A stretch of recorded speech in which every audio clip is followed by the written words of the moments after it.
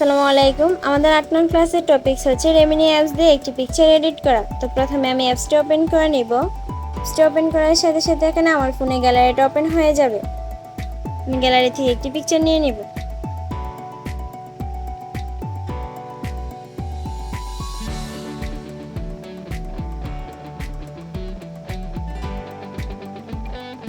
দেখুন পিকচারটি নিয়ে নেওয়ার পর এখানে ইনহ্যান্স নামে যে অপশনটি রয়েছে ইনহ্যান্সে ক্লিক করে দিব।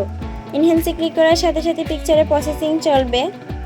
প্রসেসিং শেষ হওয়ার পর আমার স্ক্রিনটি ব্ল্যাক দেখতে পারবেন। আমি ইনহ্যান্সে ক্লিক করে দিচ্ছি।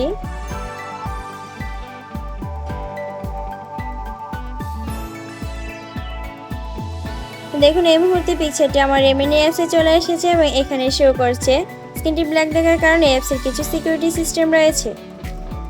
পিকচারটির মাঝ বরাবর এরকম একটি লম্বা দাগ টানা রয়েছে এবং এখানে আফটার লেখা রয়েছে, এখানে বিফোর লেখা রয়েছে।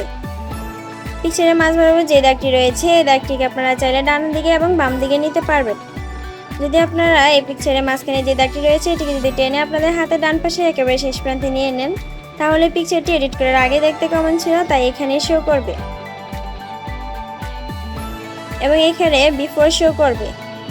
আপনারা বিফোরের একটি স্ক্রিনশট নিয়ে নেবেন এবং স্ক্রিনশটটি আপনারা যেমন নেবেন সেমভাবে আপনাদের কাছে রেখে দিবেন, কোনো প্রকার ক্রপ করবেন না।